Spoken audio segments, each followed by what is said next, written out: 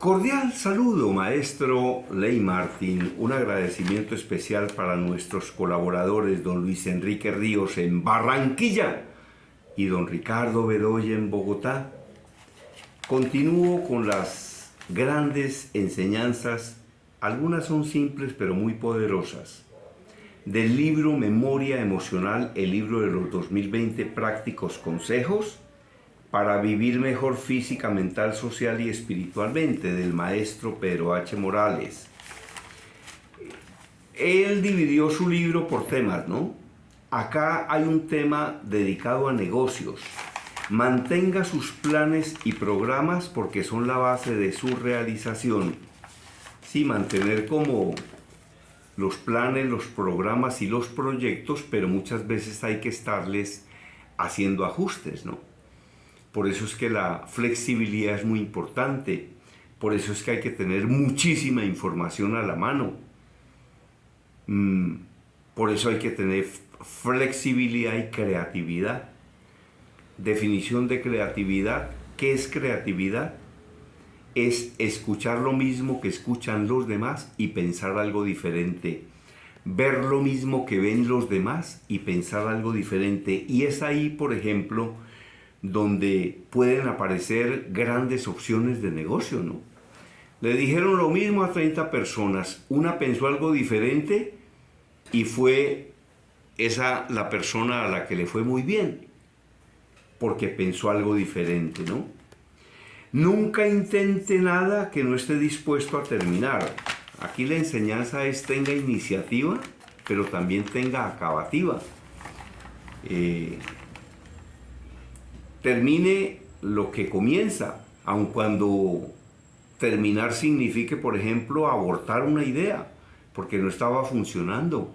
A mí me decía un empresario de las artes gráficas en Medellín que todo negocio tiene que dar alguna utilidad, alguna ganancia, aun cuando sea poquita, al comienzo, ¿no? Ya luego se irá consolidando. Y Warren Buffett enseña lo mismo, ¿no? Regla número 1, nunca en un negocio pierda plata. Regla número 2, no olvide nunca la regla número 1. Que dé alguna utilidad, aun cuando sea poquita.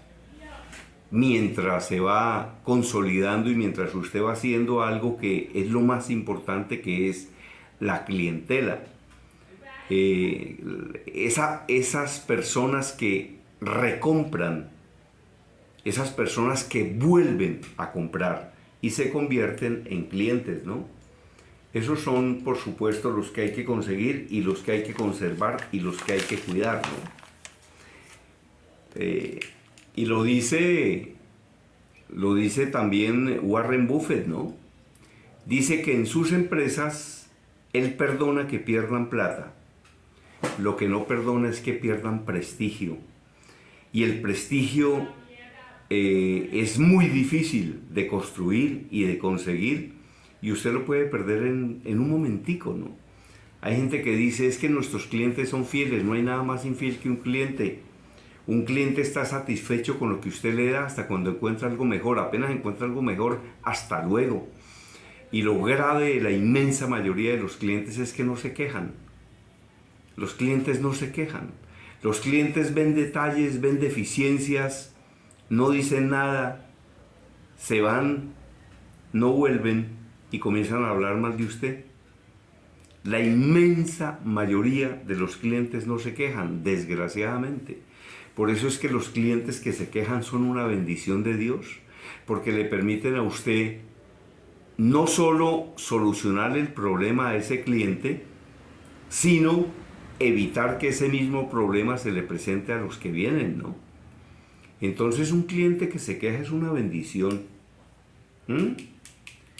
Bueno, continúan las enseñanzas del maestro Pedro H. Morales. 737. Invierta bien su presupuesto de publicidad. Sí, inviértalo bien y adicionalmente inviértalo en lo que más funcione, ¿no? Muchas veces funciona más un payaso en la puerta de un restaurante que un anuncio de ese restaurante en un canal local de televisión. o en una cuña radial, ¿sí? Eso depende mucho de su negocio, ¿no? O lo que más funciona es un aviso de neón. Oiga, a mí en un seminario en Bogotá, en el grupo CIMA, justamente del maestro Pedro H. Morales, una persona que vendía partes para celulares y algunos elementos de tecnología, me contó una cosa que a mí me pareció muy curiosa. ¿Cuál era su forma de publicidad? Entonces le dije, bueno, ¿cuál es su forma de publicidad? Y me dijo, mire, yo me inventé una y vieran el maravilloso resultado que nos está dando. Claro, en ese momento era más una novedad que ahora, pero pues en su momento fue algo que se le ocurrió al tipo y que le funcionó. ¿Qué hizo el tipo? Puso una pantalla de televisión, una pantalla de televisor, le conectó una cámara hacia la puerta y entonces era una novedad que las personas pasaran, los enfocaba la cámara y la imagen aparecía en televisión. Bueno, solo se veía él, pero es decir, no tenía como mucha audiencia, solo era él y de pronto el que se hacía detrás esperando el turno para verse en televisión, en sus 5 segundos de fama. Pero ¿cómo le parece que lo que me contó este pequeño empresario de Suacha, un municipio cercano a Bogotá, es que eso le daba resultado? Porque la persona paraba, se miraba en el televisor y de un momento a otro entraba y preguntaba algo. A lo mejor feliz porque salió en televisión, entraba a celebrarlo y se compraba unos audífonos o se compraba un micrófono o un cable manos libres. Cualquier cosa compraba o cotizaba el arreglo de un celular o cotizaba el arreglo de un computador o el arreglo de una impresora. Y ese fue el sistema que el tipo se inventó. Bueno, igual tenía un aviso de neón y tenía ahí un aviso en la puerta, pero eso fue una novedad. El tipo se inventó que las personas se vieran en un televisor, les puso una cámara enfocada hacia la puerta, un televisor conectado a la cámara y la persona se veía, se veía en televisión. No tenía mucha audiencia, no era propiamente Pacheco, pero y de un momento a otro entonces entraba y había gente que hacía cola para verse en un televisor. Una cosa absurda, pero funcionaba. Y vean que eso luego también lo vi yo en City TV. City TV tenía ahí en la avenida Jiménez con carrera séptima como un mueble y las personas se paraban frente al mueble y dentro del mueble había una cámara y las personas hablaban, pero la diferencia estaba en que algunos de esos apartes, algunos de esos pequeños discursos o de esos reclamos se proyectaban por City TV. Bueno, aumentaba la audiencia, pero yo no sé, la idea era como la misma, ¿no? La idea era como la misma. Dale Carnegie, por ejemplo, habla sobre la gran importancia de practicar en el tema de así se habla en público, presentaciones eficaces y vendedoras de alto impacto. Y en uno de sus libros cuenta, por ejemplo, y yo lo vi también, yo lo vi allá en vivo y en directo, que en algunas plazas de Londres hay como un atril para que las personas echen discursos. Sí. Entonces va un tipo atravesando una plaza y ve que otro está hablando allá y echando su discurso y tienen su público. Tendrán 30, 40 personas ahí escuchando a ver qué es lo que va a decir el tipo y apenas se baja ese de hablar 5 minutos se sube otro y habla 5 minutos y después se sube otro que habla 3 y después se sube otro que habla 7. Yo creo que a los que hablan demasiado, entonces el propio público los va bajando de ahí para que vaya el siguiente, ¿no? Y no será lo mismo que hacen los cuenteros. En Bogotá es muy frecuente ver cuenteros que tienen su auditorio. Entonces, Dale Carnegie decía que el gran secreto de hablar en público está en que la persona acumule experiencias positivas. Y la única manera de desarrollar la habilidad de hablar en público es practicar, practicar, practicar y practicar y después seguir practicando. No hay otra. Es importantísimo practicar, por eso es que usted debe leer libros, porque eso es importante en el tema de hablar en público, debe ver videos, importante, pero luego tiene que participar en un seminario presencial o en una asesoría privada para que usted pueda realmente desarrollar la habilidad de hablar en público, porque es que en una asesoría privada a usted, por ejemplo, hay que filmarlo. En un seminario taller las personas son sometidas a unas dinámicas para que pierdan los miedos. Entonces eso es irreemplazable, ¿no? Y repetimos la frase en la que yo no creo, ¿no? La práctica hace al maestro. No, esa frase no es cierta, pero hay una que es muy parecida y que sí es cierta. La práctica con correcciones hace al maestro. ¿Y quién hace las correcciones? Pues el maestro, su profesor, el que lo escucha hablando en público, a ver qué es lo que hay que mejorar, qué es lo que está haciendo bien y qué es lo que tiene que mejorar.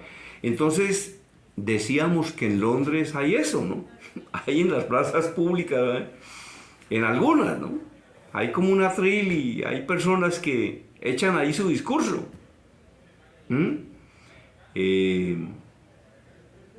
Bogotá también había eso. Yo recuerdo que en la Avenida Jiménez con carrera séptima estaba un tipo que llamaba el doctor Goyeneche. Y el doctor Goyeneche fue el eterno candidato presidencial, nunca fue presidente. Ese fue el que propuso pavimentar el río Magdalena, con una teoría, y es que en el río ya había arena y agua, que lo único que faltaba era el cemento, y que se podría volver eso una autopista espectacular. Esa fue una de las ideas del doctor Goyeneche.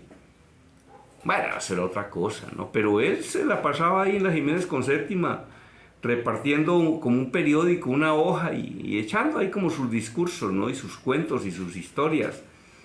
Pero ese lo que estaba era mal de la cabeza, el doctor Goyeneche. Muy bien. Vamos con otras enseñanzas del maestro Pedro H. Morales. Ahorre costo de teléfono enviando cartas o tarjetas. Vea que en esa época era era más barato enviar cartas y tarjetas que llamar por teléfono. Y es que eso era verdad, ¿verdad?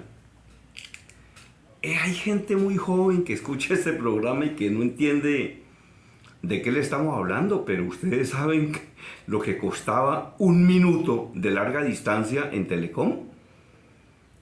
Un minuto de esa época costaba 2.000 pesos. Y si era larga distancia, ¡uy! Virgen Santísima, ampáranos y favorécenos. Eso era un monopolio, ¿no? Y cuando usted iba a un municipio, por ejemplo, usted estaba en Bogotá y se iba para Melgar y quería llamar a la novia, pues tenía que irse para Telecom, hacía cola y había cabinas. Y usted pedía la llamada y la operadora hacía la llamada y le decía, don Juan, cabina 4. Y usted entraba ya a hablar con la novia o con la mamá o con el papá o con la amiga o con la hermana o con quien sea. Y eso costaba mucha plata, mucha plata. Y si usted hablaba 20 minutos, imagínese, usted terminaba era arruinado. 20 minutos costaban 40.000 pesos de esa época. Uy, Virgen Santísima, ampáranos y favorécenos. Bueno, 740, reciba consejo de contadores, auditores, profesores, pastores y militares de alto rango. Vean, recibir consejos de los contadores, claro, los contadores saben de lo de ellos, ¿no? Lo que decía Borges, todas las personas son superiores a nosotros en algo, en ese algo les tenemos que aprender, y les podemos aprender, y les debemos aprender. Entonces dice el maestro Pedro H. Morales, reciba consejos de contadores, auditores, esos auditores son fundamentales, ¿no?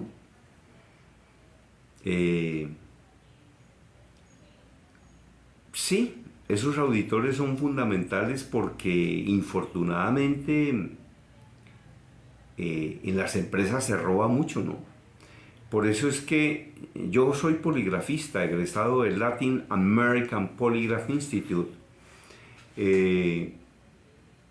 Y la poligrafía no se utiliza solamente para encontrar al culpable, sino para absolver a los inocentes, ¿no? Y la poligrafía es un medio de disuasión importantísimo, importantísimo. Por eso es que lo utilizan los almacenes de cadena. Mandan gente a los exámenes de poligrafía, porque puede que esa persona a la que manden allá no esté robando, pero ese sabe quién está robando y cómo está robando.